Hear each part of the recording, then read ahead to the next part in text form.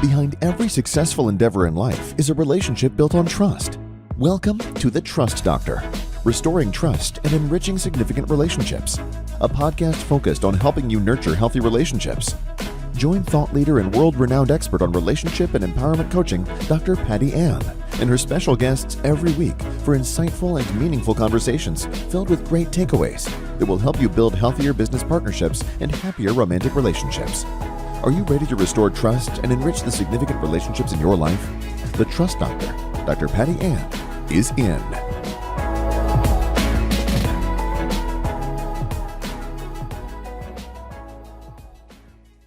Welcome to today's podcast episode of The Trust Doctor, restoring trust and enriching significant relationships.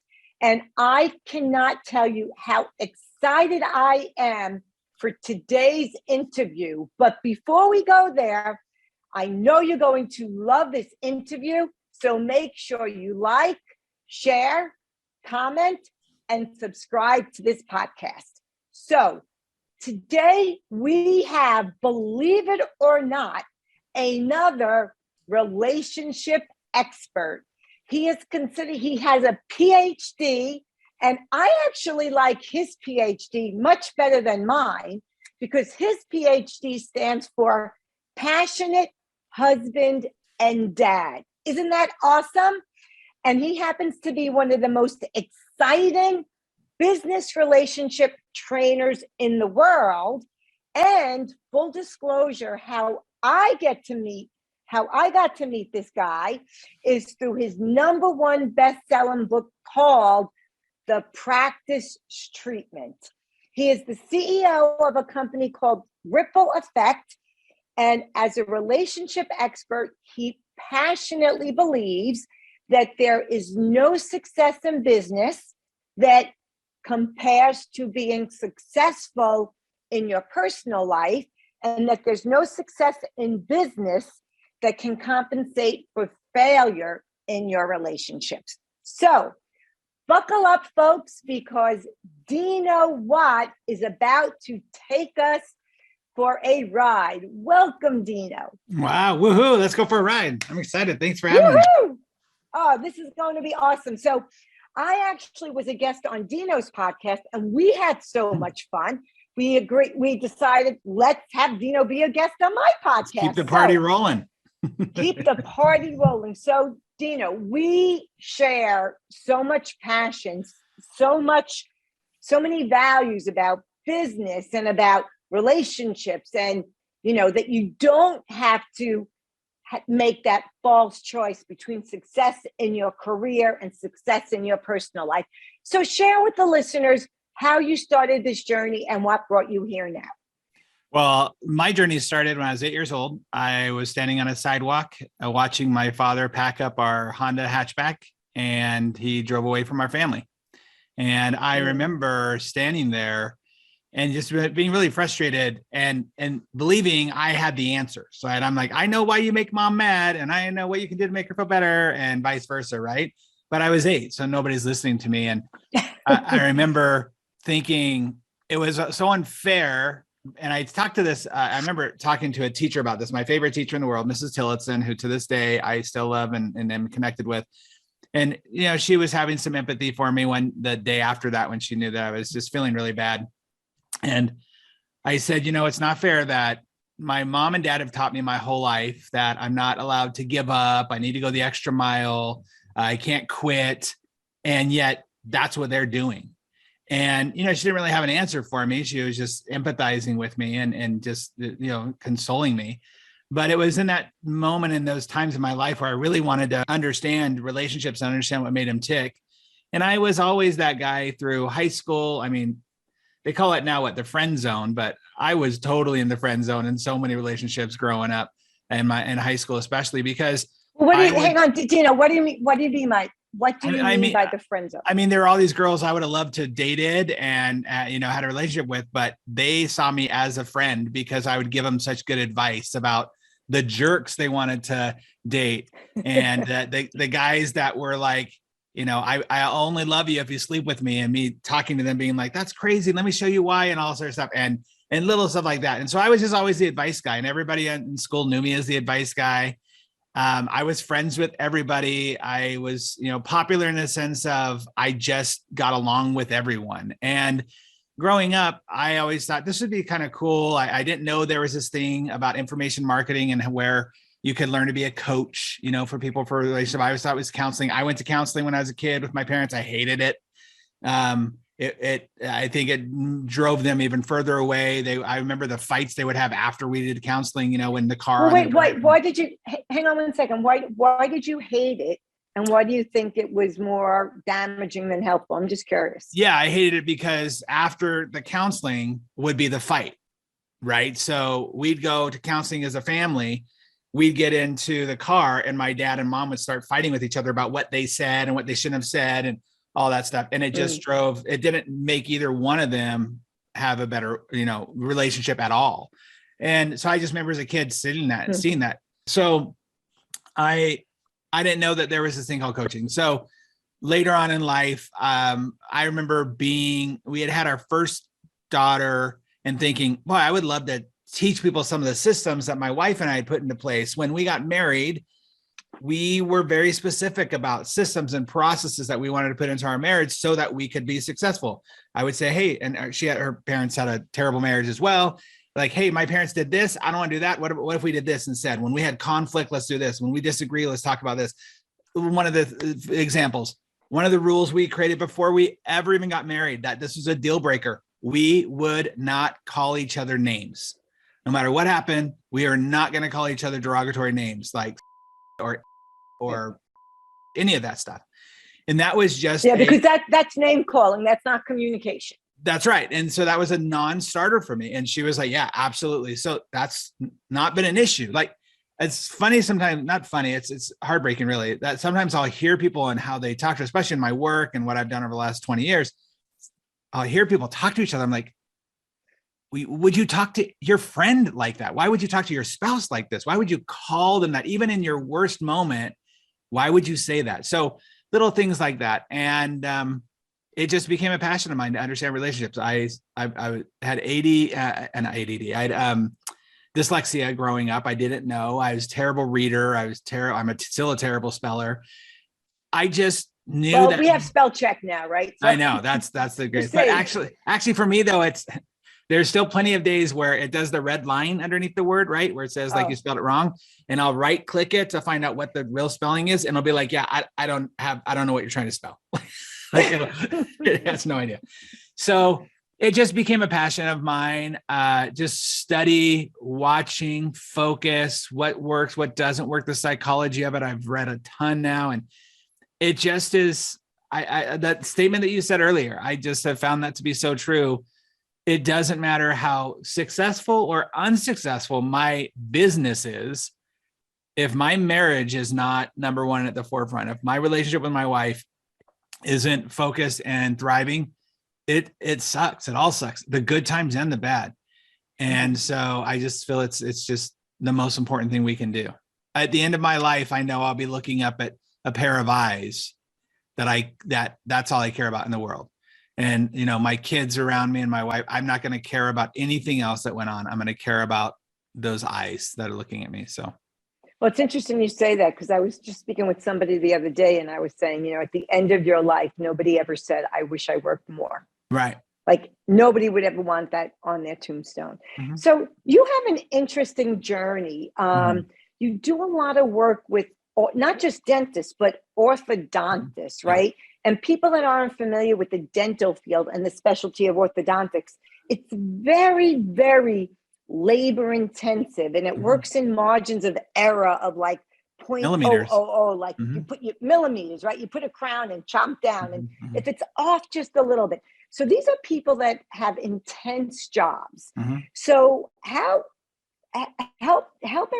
let people hear how you help them in their business and their marriage, because we do the same thing, but you have a specific specialty at the moment with orthodontists, although I know you're branching out. So I think it's a fascinating story. It's interesting. I kind of fell into it. I was working just with higher-end entrepreneurs at the beginning, people who I felt like you and I were having this conversation, right? About these I use speakers a lot, or authors, or who go out and speak to these audiences, and they clap for everything they say and they're amazing. And then they go home and their wife's like, yeah, take out the garbage, and I'm not going to play your theme song while you do your, take out the garbage. I'm not going to clap for you for doing it. Right.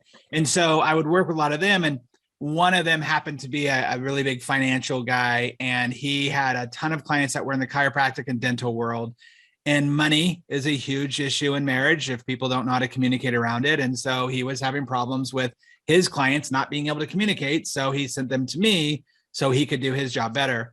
And that just helped me. I just found this little area, this niche. I found out you're talking about the high pressure of the dental world, especially. So there's dental and then the specialty of orthodontists.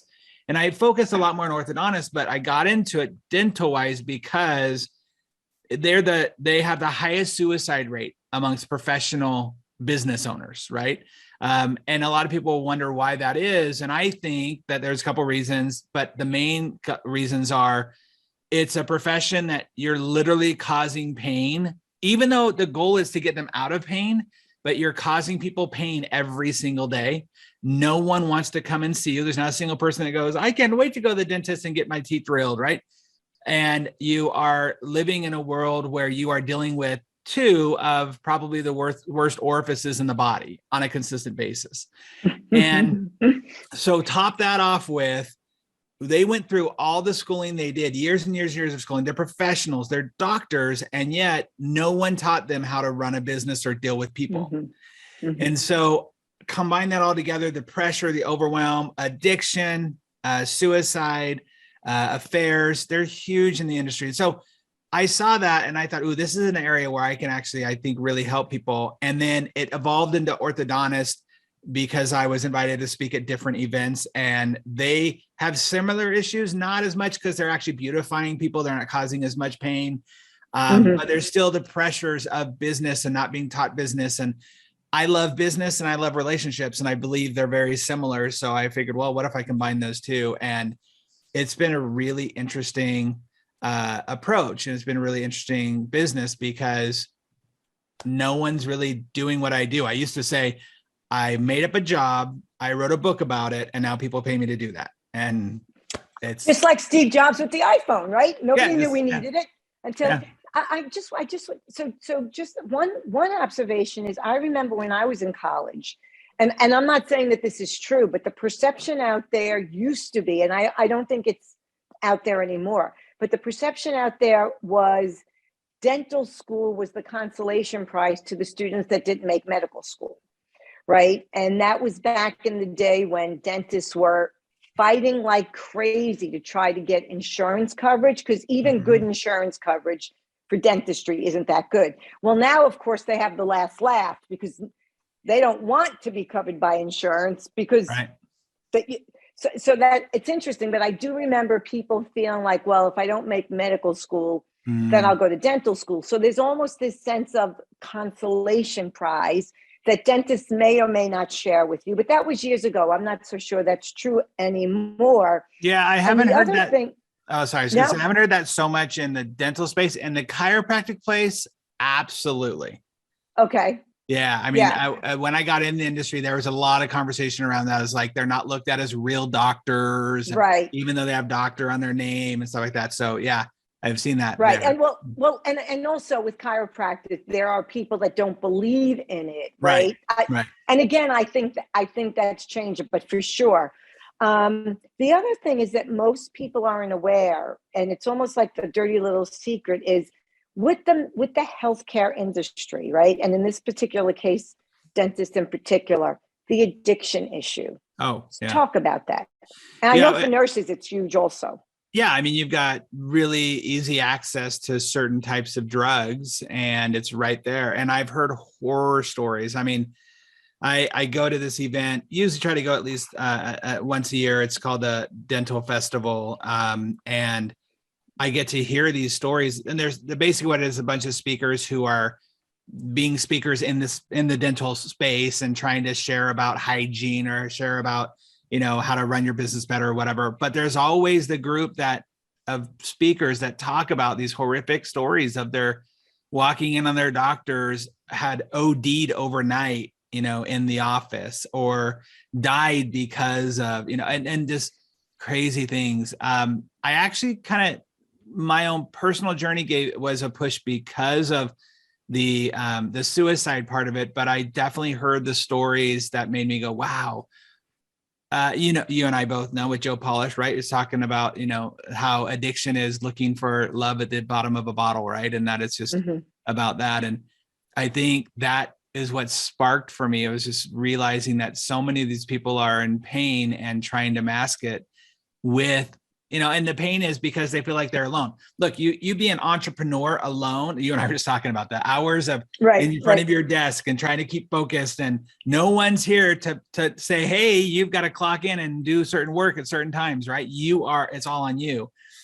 And these are people in a profession who they're forced entrepreneurs. I have a program I call the Propreneur, my podcast called the Propreneur, because it's the professional entrepreneurs.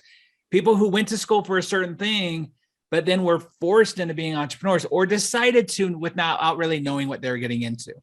And it's all that pressure. I think all of that feeling of alone, the roller coaster ride that is being an entrepreneur when it comes to financials, when it comes to right now, for example, there's a ton of stress in the industry, just like there is almost everywhere, around hiring people and getting people who actually want to work in their office. When we have this great resignation where people don't even want to work in an office anymore, there's actually you can't do dentistry remote. Right. That's interesting. And a lot of the work that I do is with professionals, dentists, doctors, accountants, is helping them in their relationships with their staff, their team members, right? Not their staff, their team members, and their clients, right? And for licensed professionals, health professionals, they don't want to be reported to the board, right? And they need that skill set, and it's communication, it's emotional intelligence, it's relationship expertise. So how do you go into a practice where let's play it out, where if the spouse, the wife or the husband, is involved in the practice, and my experience has been the personal issues come into the office issues go home. What do you do with that? Because I know there's people listening that either it can help them, or it can certainly help someone they know. Yeah, it's a great point, because it's a big issue, especially when you realize that the intent at the beginning typically was very pure. It was, we don't have money to hire what I call a director of first impressions. We don't have money to hire a TC. So we are using what we have, which is we're building this business together. Well, a couple of things can happen. Either that business grows and the spouse stays because now they feel like they're a part of it, or that business grows and the spouse gets kind of pushed out a little bit because now they don't need that help, but it makes them feel like they're not necessary. It makes them feel a little bitter or frustrated. The thing when I have spouses and doctors that are working together in any capacity, even if, for example, I have a couple of doctors right now where the spouse is not there full-time at all. They're taking, I have one where she's the doctor, he's a kind of stay-at-home dad and taking care of the kids, but he's also their marketing department. And we have to be very clear on the rules and responsibilities. Who's in charge of what? Who's responsible for what, making what decisions? Because in the situation where that doesn't happen, one of my very first clients ever had a very successful practice. His wife had helped him build the practice. She wasn't in the practice as much anymore because she was raising their kids. And yet she would come in about once a week and just kind of, I call it the tornado effect, where she would come in and just tell this person to do that and that person to do that, and we need to change that over here and do this over here, and then leave. And everyone's like, well, that's not what was talked about in the morning huddle, and that's not what we had agreed on earlier. And it causes this who's in charge. And the husband was like, I don't want to make her mad at me, and I don't want my team mad at me, so I'm just going to not do anything. And now it causes even more. So if we don't know what the rule and responsibility is, for example, if you're in a normal corporation, never does the accounting department go to the human resources department and tell them how to do their job. Like what happens? And vice versa. you have to treat your small business and your practice the same way. My spouse is responsible for this. That means they're accountable for it. That means that they have check-ins. That means that they are going to be the people who are going to be responsible for when it fails or whatever. And I'm only overseeing it as the CEO to say, is that happening? Okay, cool. Go do your job. Just like you would any CEO, you'd want to have that type of situation. But that's the biggest problem I feel, is nobody is not having those rules and responsibilities. So that is a great point. So let's make the parallel, right? Because we both work in this space. So what the example you gave is a perfect example of boundaries and roles. Yep. And many, dentists don't learn. They might learn a little bit of selling, maybe a little bit, very right? little, but they're very little, right? But they're not taught how. Same with law firms too. Like, it's unbelievable. They have billable hours, they have rainmakers, and nobody teaches them, how to bring a client in. Totally. But so let's talk about having the parallel between having clear boundaries, having clear expectations of what your roles are within those boundaries in the dentistry world, and then how that relates to the marriages. So I think that some of those boundaries, like you mentioned, when they bring it home, right? That's where I think it crosses the most and it gets the most weird. First of all, on a positive note of that, right? You're building a business. And so that business is part of your life. It's part of everything you're thinking about. As an entrepreneur, it should be something that you're, not should, but for most entrepreneurs, it's something that you're thinking about quite a bit. You wake up in the middle of the night with ideas and stuff. And then you have a partner in life who hopefully you want to share what your thoughts are and what your feelings are and where your frustrations are. And knowing how to work that into a way where you can both have a conversation about it without it being all of your conversation is the tricky part. Mm-hmm. I practice I teach my clients a thing called the marriage mastermind. And that whole idea is there's a very specific time and place that you have where you talk about these things. So it doesn't become in the middle of a TV show or when the kids are arguing or dinner. And therefore there's a very specific time and place, but it's just like in any business, it's a habit and it's something you have to build up, but those lines get blurred very quickly. Here's the other side of that, though, is I used to coach a lot of women in business. And one of their complaints was that my spouse doesn't support my business, right? My spouse doesn't want me to be outside the home, or they don't want to, they don't like my boss. They don't like my ideas or whatever it is. And I would always ask, well, how often do you complain to your spouse about what you do and about your job or about your business in general? All the businesses having a rough month this month, and this is so hard. And usually it's a pretty high percentage of complaints. And I'll say, well, think about it this way. This is the one person in the world who loves you the most, and they're seeing you in pain. As a loving, caring, empathizing human being, what are you going to do if you see your partner in pain? You're going to convince them to stop the painful habit or to get out of that situation. And so it's not about not supporting always. It's about, oftentimes, it's about helping you not be in pain anymore. Well, if you don't like it, then you should quit. Well, don't tell me to quit. Now you're not supporting my dream. Okay, well, if you don't like being around that person, or you don't like dealing with that company, or dealing with the ups and downs of being an entrepreneur, I don't have any other ways to help you other than try to get you out of that situation. And so I think those are two areas where you have to be very careful. Okay. So Dino, you just brought up something. You said, you were very specific, saying I've coached a lot of women that are business owners, and you talked about the non-supportive spouse. Yeah. Right. And in my book, The Not Tonight, Dear, I've Got a Business to Run, it's all about that not happening. However, and you set that up with having roles and boundaries and communication and times for that.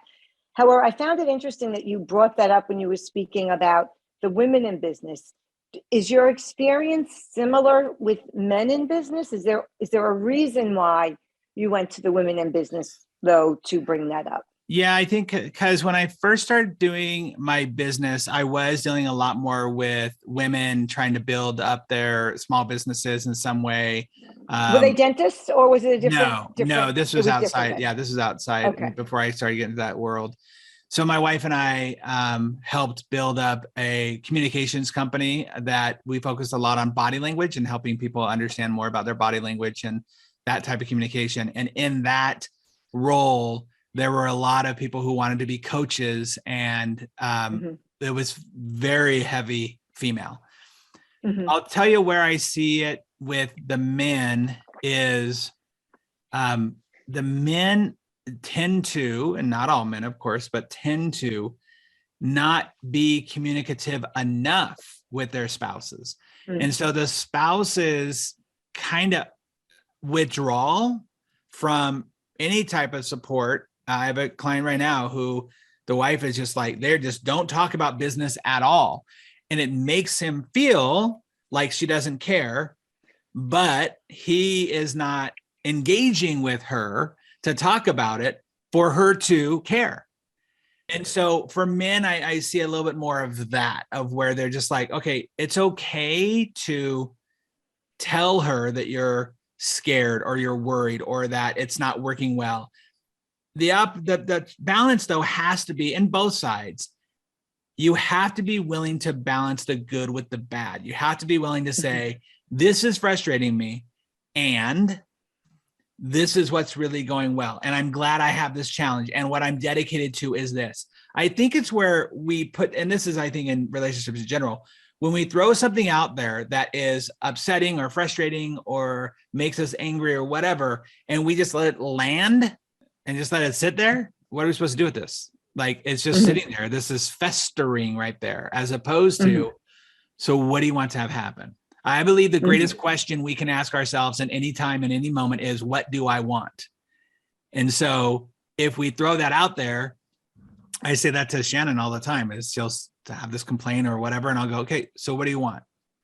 And she knows that that's her opportunity to say, okay. So you just said something, and because I was going to ask you that, so I just want to make a point. When you were saying, what do I want? I was thinking, gee, I think it's also, what do you want? So you said she was complaining, and you said, what do you want? What do you want? So I think it's both questions. Yeah, what absolutely. do I want? What do you want? Yeah. So what do I want is, like, if I'm in this moment right now with you, I want to, like, sitting down and, what do I want out of this conversation with Patty Ann? Oh, I want to just have a good conversation, maybe communicate more, maybe connect with somebody out there who's listening.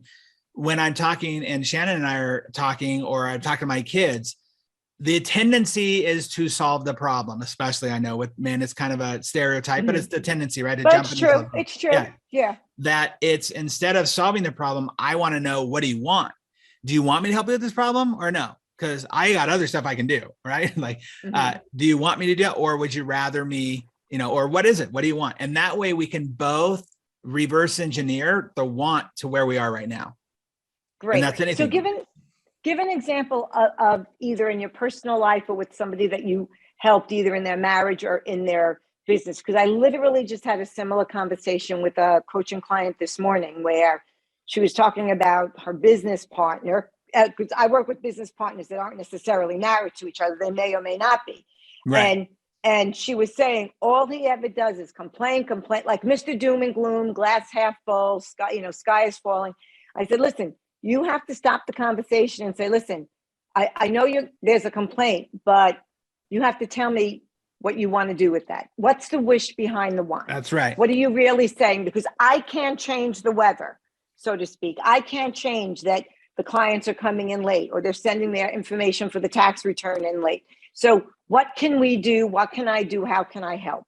So given it, otherwise the behavior goes on and on and on, and people just get frustrated. So, well, it's the give same, an example. Well, it's the same thing as employees, right? Like the employer that complains about the employee that keeps complaining.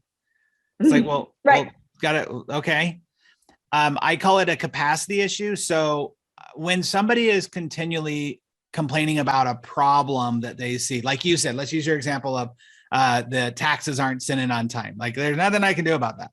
Like, that's the problem. The problem is not going to change. I am not going to be able to change who the president of the United States is, the weather, any of that stuff. All I can do, the only option I have, is to change my capacity to deal with that thing. So on a level of scale of 1 to 10, 1 being no problem whatsoever, 10 being the worst problem ever, it's a level 5 problem. Let's even say it's a level 8 problem of them not sending in their taxes. So if I'm a level 4 person, that's a big problem. I'm going to react to it completely differently. But if I'm if I up my skills, if I understand how to let it go, have more peace, recognize I can't control it, right? All of those things, all of a sudden my capacity becomes a 9, and that 8 problem is not a problem anymore. It's a problem. It's just not a big problem. It's just, okay, I can deal with it. And so I do a lot of conversation around, especially with my team members in my offices, about increasing their capacity when they've had a bad morning, right? And somebody cut them off, they had a fight with their spouse, and now they're coming into the office. Too often they will bring that problem into the office, make sure everybody knows about the problem they had this morning, so everybody else can carry that for them. And then it just ruins everybody's at least half an hour, if not longer, in the day, because some people let it last all day long. Now I want to teach them how to have a higher level of capacity so that they can deal with the situation at home, know themselves, and realize that they can leave that baggage at the door and then move on into the office, right? So that's where we have that in every office. So that is, I love this. I love what you're saying. So you help them increase their capacity to deal with it. And as you were speaking, I kept thinking, wow, let's talk about emotional intelligence, because that's pretty much what you're saying, right?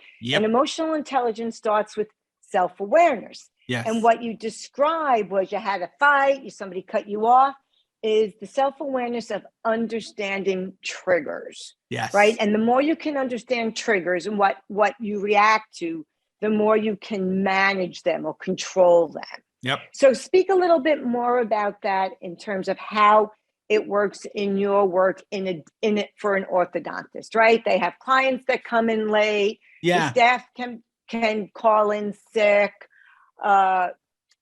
Anything like, the bills aren't paid on time. They're supposed to pay before the procedure. They don't.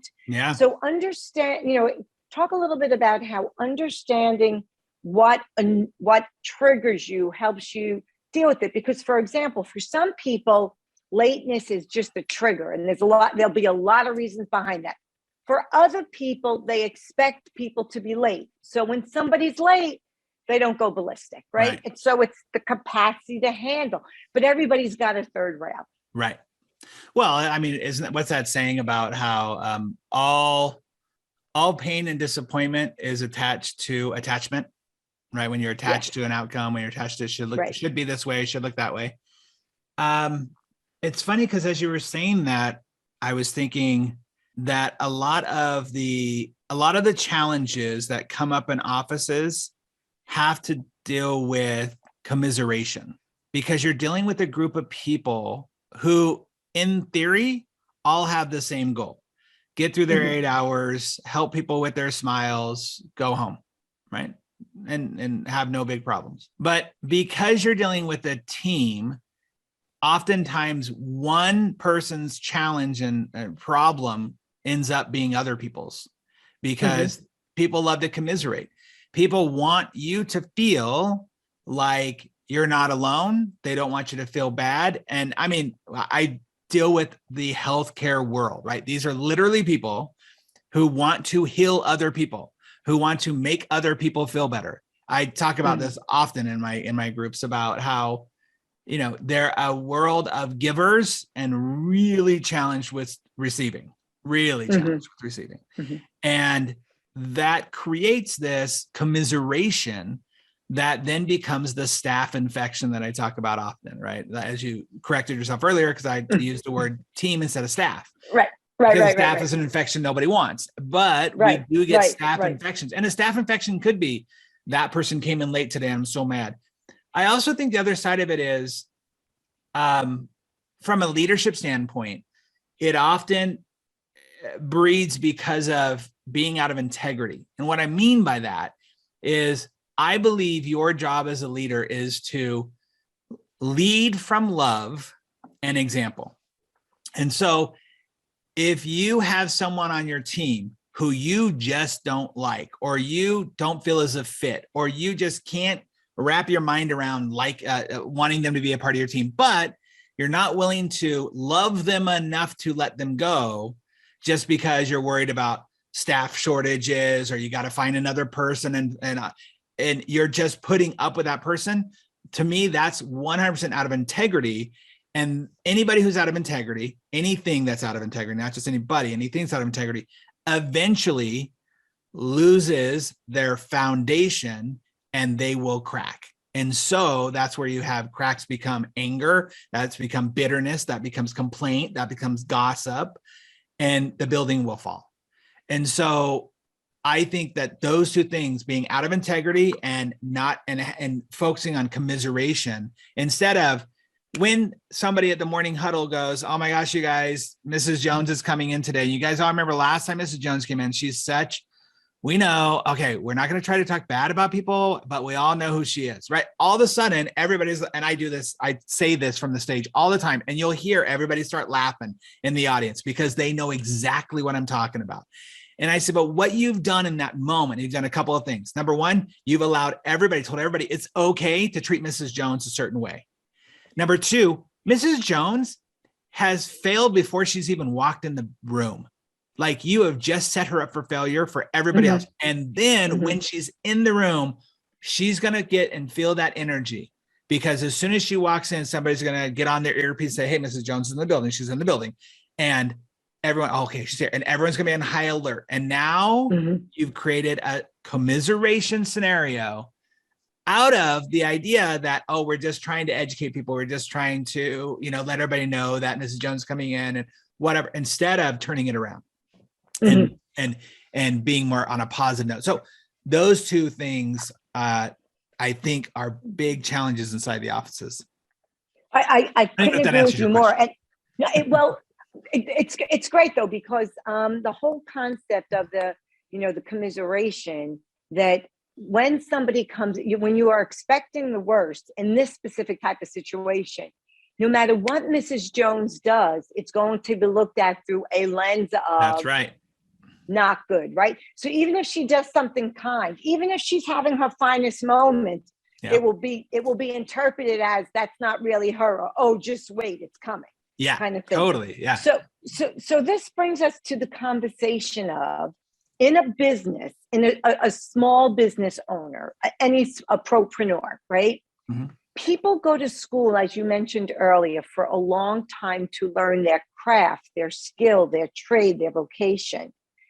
They're not taught to be leaders. That's right. So let's talk a little bit about the CEO of a small business. And quite frankly, a lot of CEOs in big corporations, they think they have the title leader, but they know nothing about leadership. Yeah. So talk about how what you focus on, and for anyone listening that's thinking about being a business owner or is a business owner, right?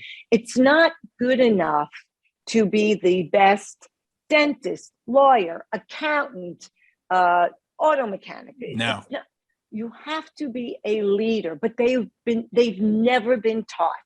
So speak to that in whatever way you think would be most helpful. Wow. Well, I think what you because that's the relationship. That's the basis for the relationship, right? Yeah. And you said earlier you referenced something earlier. I don't remember right now, but to me, you're trying to create trust, because without trust, you got nothing. Yeah, totally. I think, part of that is trusting yourself too, right? Like trusting that, look, no one's ever going to, you might be the best for a moment, but you're not going to be the best forever. There's always going to be somebody who comes along.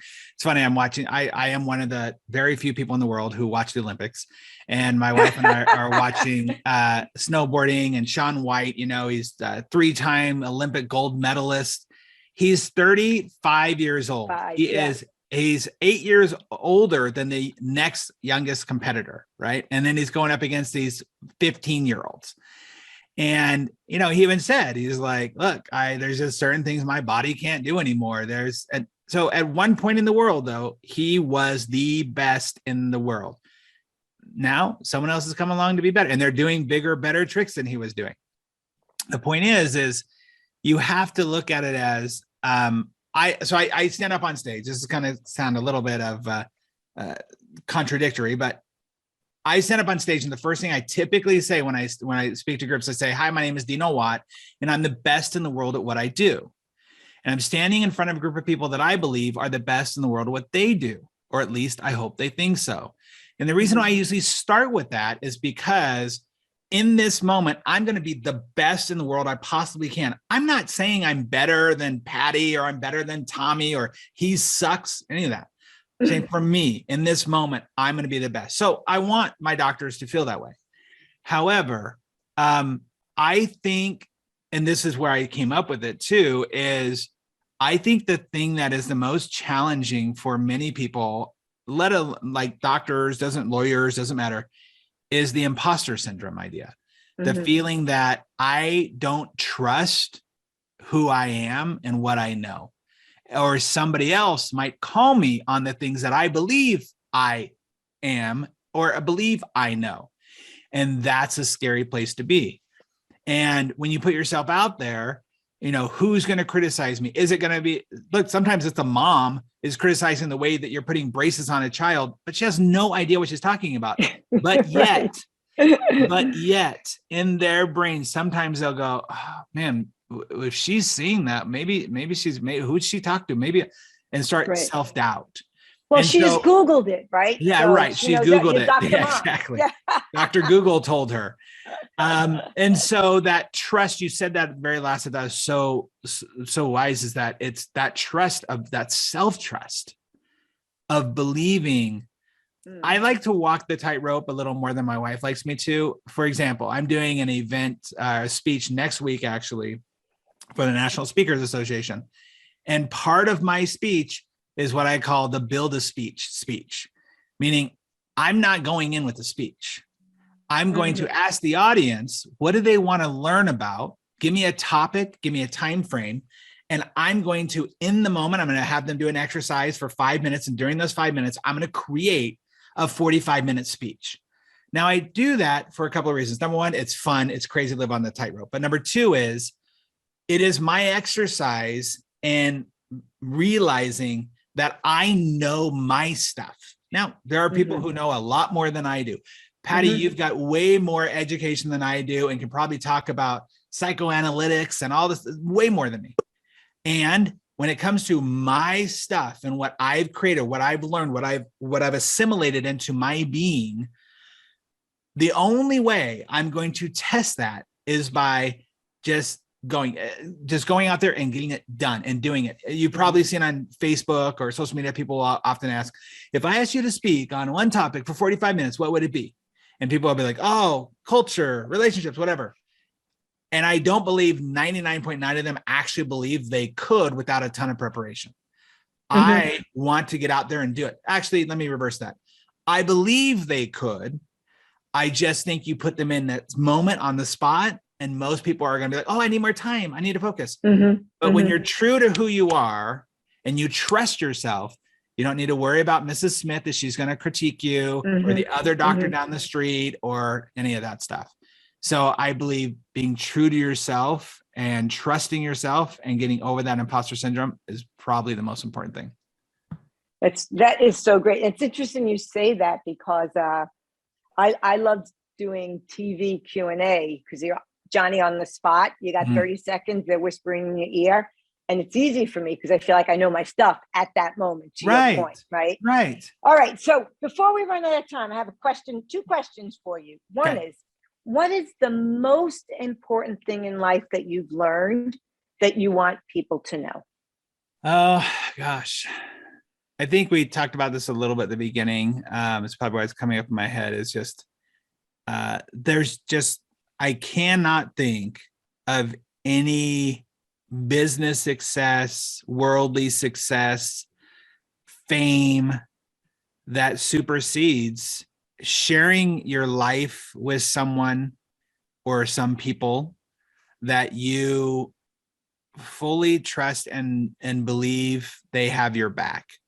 And out of everything that we're taught about emotional intelligence, about whatever our profession is, about what society deems as successful or acceptable. It's just that end of the life moment that my impact. Yes, there's a part of me that wants to make an impact to more the world, right? For people to remember me. But it's that Shannon's going to be standing over me and with tears in her eyes, hopefully she'll be crying. She'll just be in that moment of just pure love and gratitude with me. That's the most important thing. I love that. So it's what I say, all success is the ability to create, nurture, and sustain healthy relationships, because without that, you have nothing. Yeah. All right. Last question. If there was one entrepreneur throughout history that you could have a conversation with, who would it be and why? Oh my goodness. One entrepreneur throughout history. That's why I get paid the big bucks, you know? This is really weird that this is coming up for me. Go with it. My first thought was my dad. He's still alive, so I can have this conversation, but he doesn't talk about him. He used to be an entrepreneur. I think it's where I got my entrepreneur spirit from. He used to have spec homes and owned a car wash and all of those things. And I probably understand why he doesn't talk about it, is because all of those things ended up turning out poorly. And I think we're the cause of probably part of their divorce. But probably my dad. The other person would probably be Walt Disney. Oh, because he just, he didn't give up, and he just kind of knew who he was. And I mean, he went through some bad stuff, and not just the bankruptcies, but just people who didn't believe in him. And to talk to somebody who believes in their vision so much, and that he was able to literally think his vision into existence beyond his wildest dreams. I'm sure this is where it is now, way beyond his wildest dreams. But to find something that you're passionate about, and you don't look you don't look the part, you're in a suit, you're, a businessman, whatever, but to find a place where there's so much, whatever you think of Disney throughout their existence, joy and happiness for people, that takes a lot of fortitude. That takes a lot of self-belief and emotional intelligence, as you're talking about, to get people behind you. So that would probably be the two.